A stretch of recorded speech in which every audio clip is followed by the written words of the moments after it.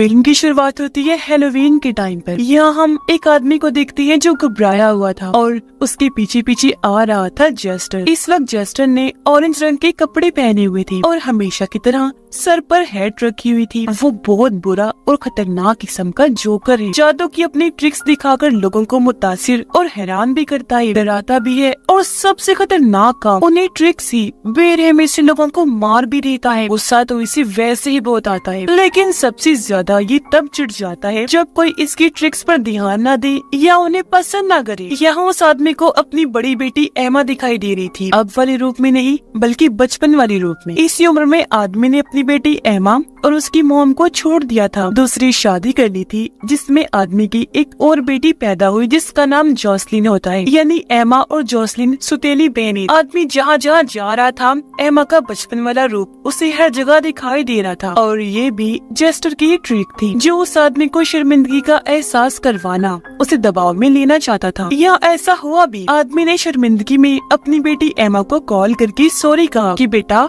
मुझे माफ कर दो, पर एमा ने ये कहकर फोन बंद कर दिया कि मेरा आपसे कोई ताल्लुक नहीं, आइंदा मुझे कॉल मत कीजिएगा क्योंकि सॉरी से जख्म नहीं बढ़ते। उसे बहुत ज्यादा गुस्सा आ गया और अब फोन बंद होने की वजह से आदमी को बहुत दुख हुआ, जिस वजह से जेस्टर उसके पास आ जाता है। वो आदमी यानी एमा की डैड जेस्टर को कहती है, देखो मैंने कोशिश की लेकिन वो मुझसे बात नहीं करना चाहती, जिसका मतलब कि आदमी ये सब जेस्टर के दबाव में ही कर रहा था और अब वो इसमें कामयाब नहीं रहा। इसलिए जेस्टर यहाँ अपनी जादूगरी पर उतर आता है। अपनी पागलों वाली हरकतें करके वो एमा के डैड की गले में फांसी का फंदा ले आया। उसने जैसे ही अपनी टाई को टाइट किया उसके डैड के गले में रस्सी टाइट हो गई। उसने फिर टाई को खींचा जिससे रस्सी भी खींची और एमा के डैड हवा में लटक गई, उनकी मौत हो गई। और ऐसा होते ही जेस्टर उन्हें नीचे पानी में गिरा देता है। अगले दिन एमा के डैड का फ्यूनरल रखा गया। यहाँ खुद एमा भी आई थी, उसकी छोटी बहन जोसलिन और उसके दोस्त भी थे। एमा यहाँ जोसलिन से कोई बात नहीं करती क्योंकि वो उसे पसंद नहीं करती थी। एमा तो बल्कि अपने डैड की मौत पर खुश थी। वो अपनी मॉम को कॉल करके इस बारे में बताती है,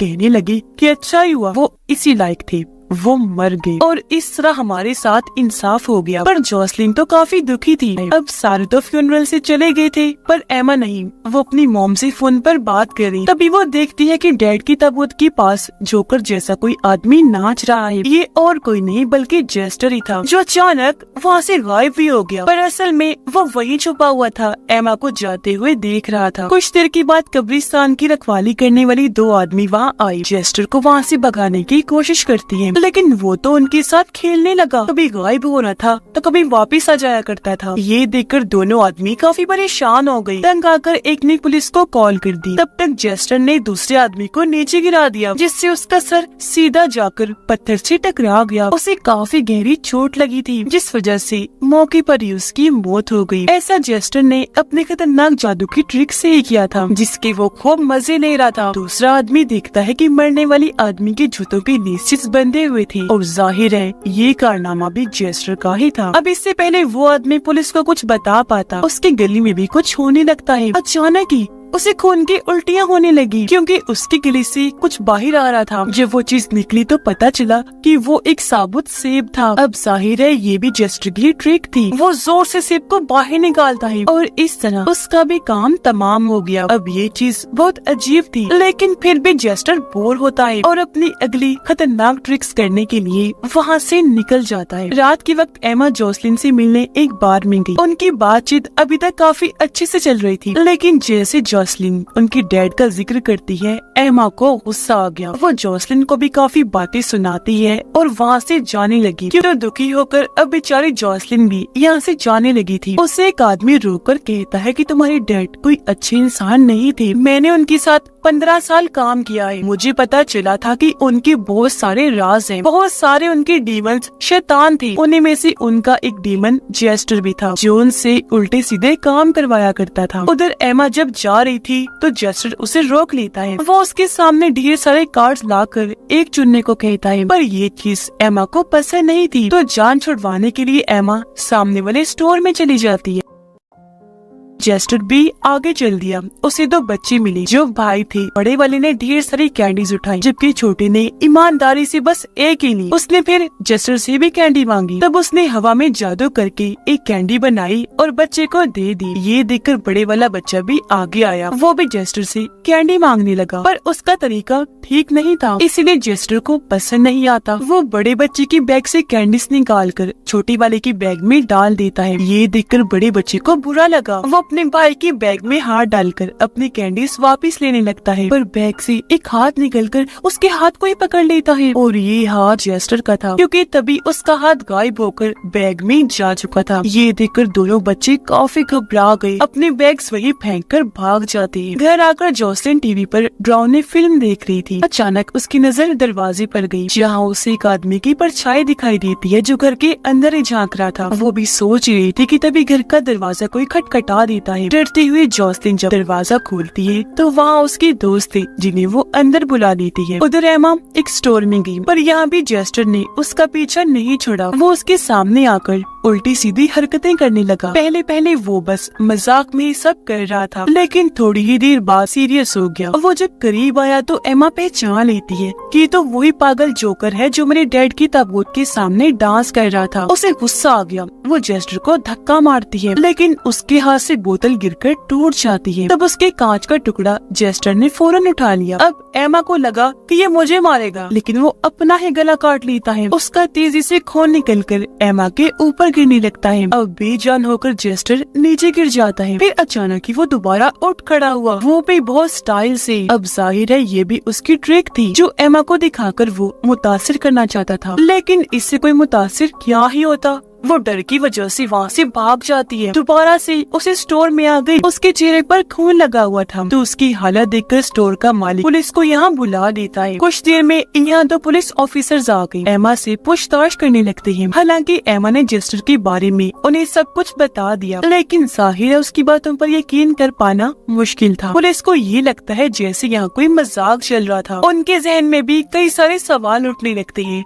जिनका जवाब बनकर जेस्टर खुद ही स्टोर के अंदर आ जाता है। वो उनके सामने एक हथकड़ी निकालकर अपने दोनों हाथों पर लगा लेता है लेकिन अगले ही पल वो हथकड़ी उसके हाथों से गायब होकर दोनों ऑफिसर्स के हाथों में लग जाती है। अब इससे पहले वो कुछ समझ पाती जेस्टर ने अपनी हेड से एक ऑफिसर्स का सर ढक दिया और अब जैसे हेड हटाई गई हैरत ऑफिसर का सर ही वहाँ से गायब हो जाता है तो बगैर सर के वो तड़पने लगता है। ये देखकर दुकान के मालिक की तो हालत ही खराब हो गई। जल्दी से वो यहाँ से भाग जाता है। दूसरा ऑफिसर अपनी हथकड़ी खोलकर जेस्टर पर गन तान देता है जबकि जेस्टर तो ऑफिसर की बिना सर वाली जिस्म के साथ डांस कर रहा था। ऐसा करने में उसे बहुत मजा आ रहा था। ऑफिसर गोली चला देता है। वो जेस्टर को लगने की बजाय उस ऑफिसर को ही लग जाती है तो उसका तो काम तमाम हो गया। और अब जब उसने जेस्टर को गोली मारी तो वो गोली को ही पकड़ लेता है। अब ये देखकर एमा की हालत भी खराब हो गई। वो भी जल्दी से वहाँ से भाग जाती है। तब बचे हुए ऑफिसर को मारकर जेस्टर भी वहाँ से निकल जाता है। उधर जोसलिन को ऐसा लग रहा था जैसे डैड अभी भी मेरे साथ हैं। वो उनके कमरे में जाकर डैड की तस्वीर देख ही रही थी कि तभी वो तस्वीर से निकलकर उसके पीछे आ जाते हैं। ये देखकर जोसलिन कांप उठी। वो नीचे आकर अपने दोस्तों को कहती है चलो फेस्टिवल में चलते। सब दोस्त फेस्टिवल में तो आ गई पर यहाँ भी जोसलिन को वही अजीब चीजें ही दिख रही थी तो तंग आकर अब वो एक जगह पर ही बैठ गई जहाँ उसे अपनी डैड फिर से दिखाई देने लगती है पर इस बार वो उनके पीछे पीछे ही चली जाती है। तब उसकी सीट पर जेस्टर आकर बैठ जाता है जो जोसलिन की दोस्त के साथ ट्रिक करने लगा। जैसे जेस्टर ने एक कप उठाया उसके नीचे ताजे निकले हुए दांत होते हैं जो और किसी के नहीं बल्कि सामने बैठे जोसलिन की दोस्त के थे जिसके मुंह से अब खून आने लगता है। फिर जब उसने दूसरा कप उठाया तो उसके नीचे कुछ नहीं होता लेकिन जब उसने कप पर हाथ मारकर उसे झटकाया तो उसके अंदर से लड़के की तो आंखें निकली और अब लड़के की आंखों के जाते वो दर्द से चिल्लाने लगा और अब वो इसी हालत में चारों तरफ भागने लगा। तब उसकी हालत देखकर लोग डरते हुए भागने लगे। कुछ नजर न आने पर लड़का सीधा अपनी दोस्त के ऊपर जाके गिरता है। इसीलिए उसके दोनों दोस्त उसे पकड़ के साइड में ले जाते हैं। उन्होंने देखा कि जोसलिन एकदम सुन सुन खड़ी है, क्योंकि इस वक्त वो ख्याल में अपनी डैड के साथ अपना बचपन देख रही। और अब जेस्टर जॉसलिन की दोस्त के पास आकर उसकी टांग में अपनी छड़ी अटकाकर टांग ही तोड़ देता है। फिर जब उसने जॉसलिन की तीसरी दोस्त को खामोश रहने का इशारा किया तो उसका गला घुटने लगा। इसी बीच जॉसलिन भी अपने ख्याल से बाहर आ गई थी। वो जेस्टर के पास आकर उसे कहती है कि प्लीज इन सबको छोड़ दो, तुम जैसा कहोगी मैं वैसा करने को तैयार हूँ।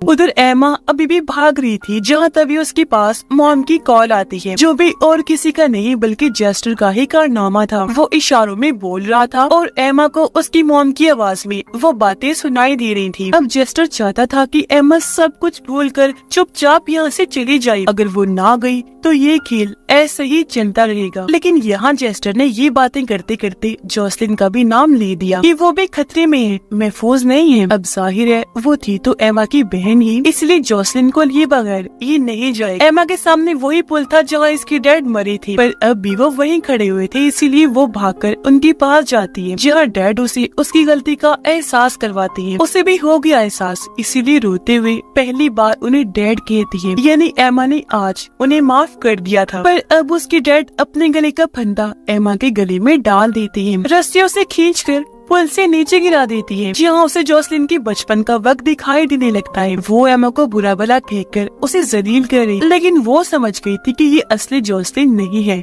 बल्कि छलावा है। मुझे फंसाने के लिए ये वहम मेरे दिमाग में डाला जा रहा है, इसलिए वो इस पर खास ध्यान नहीं दी। और फिर तभी छोटे जॉसलिन अपनी डैड के साथ सामने वाले शेड में चली जाती है, जहाँ जेस्टर भी था। उसने एमा को भी इशारा किया तो वो भी अंदर चली जाती है। वो यहाँ जॉसलिन का अपनी डैड के साथ खुशहाल बचपन देख रही थी, जो एमा को नहीं मिला। उसकी डैड चाकू लेकर एमा के पास आए, लेकिन अपने ही सीने में चाकू घुसाने लगती है, जो देखकर एमा को बहुत बुरा लगा। वो रोने लगती है। ये देखकर उसकी डैड कहती है कि अब क्यों रो रही हो, मेरे फेयरवेल पर तो खुश हो रही थी। ये सब दरअसल छलावा था। इस वहम की दुनिया में उसकी डैड एमा को शर्मिंदगी महसूस करवाना चाहती थी, ताकि वो यहाँ पूरी तरह टूट जाए। जहाँ पहले तो एमा मजबूत रही, लेकिन अब टूटने लगती है। जॉसलिन भी अब बड़े बने रूप में आ गई थी। ये भी एमा को बातें सुनाकर खूब जलील कर रही थी। जॉसलिन अपने डैड के अंदर से चाकू निकालकर एमा को देती है, ये कहकर कि जाग जाओ और ये खुद को मार लो। लेकिन यहाँ एमा खुद पर कंट्रोल कर लेती है, खुद को टूटने से बचा लेती है और जॉसलिन को बोली कि तुम असली नहीं हो, बस छलावा हो, मैं तुम्हारी चाल में नहीं आऊंगी। ये कहकर उसने जॉसलिन के पेट में ही चाकू से वार कर दिया। इसी के साथ वो वापिस असली दुनिया में आ गई, जहाँ भी उसने सच में जॉसलिन पर चाकू से वार कर दिया था। जो चीज उससे जेस्टर नहीं करवाई थी उसे वहम में डालकर। ऐसा होते ही वो एमा के लिए तालियां बजाने लगता है। लेकिन अब क्या हो सकता था, वो बेचारी नीचे गिर गई, उसकी हालत मरने वाली हो जाती है। एमा भागकर उसके पास आई। जॉसलिन कहती है कि तुम टेंशन न लो, मैं जानती हूँ कि ये तुमने जानबूझ के नहीं किया, बल्कि तुम नींद में थी और तुमसे ये जेस्टर ने करवाया। पर इस सब से एमा गुस्से में पागल हो गई। वो चाकू लेकर जेस्टर के सीने में भी कई बार वार करती है, लेकिन उसे हल्की सी खरोच तक नहीं आई। वो जेस्टर पर चिल्लाई कि मेरे साथ तुमने जो भी करना है करो, पर अब मेरी बहन जॉसलिन के पास भी मत आना। ये सुनकर जेस्टर बगैर कोई बात कहे वहाँ से निकल जाता है। और अब हम कुछ दिन के बाद का वक्त देखते हैं, जहाँ एमा अपने डैड की कब्र पर आई अपने दिल का बोझ हल्का करने के लिए। वो यहाँ और भी कई सारी बातें अपने डैड से कहती है और ये सारी बातें पास खड़ा हुआ जेस्टर भी सुन रहा था, यानी जेस्टर अभी भी इसके साथ है। वो यहाँ एमा को भी अपने कंट्रोल में करने की कोशिश करता है, पर एमा इसकी बहकावे में नहीं आती। जेस्टर अपने मकसद में क्योंकि फेल हो गया तो वहाँ से चला जाता है। यहाँ से एमा सीधा उसी बार में जाती है जहाँ जॉसलिन अपने दोस्तों के साथ उसके आने का इंतजार कर रही थी और जॉसलिन को एमा ने बचा लिया था, यानी कि अब इन दोनों बहनों का रिश्ता यहाँ पर काफी अच्छा बन गया था। पर इस सब में जॉसलिन का दोस्त ट्रिक्स ने बेचारा ऐसे मारा गया। यहाँ हमें पता चला कि जेस्टर दोनों बहनों खास तौर पर एमा को तोड़ना चाहता था, पर वो मजबूत रही। टूटने से उसने खुद को बचा लिया। इससे न सिर्फ उसकी जेस्टर से जान छूटी, बल्कि उसने अपनी बहन को भी बचा लिया, क्योंकि जेस्टर इंसान की कमजोरियों को उसके खिलाफ इस्तेमाल करके उसे तोड़ता फिर उसे मार देता है, क्योंकि वो पागल जोकर है तो ऐसा करने में उसे मजा आता है। और इसी हैप्पी एंडिंग के साथ ही इस फिल्म की कहानी भी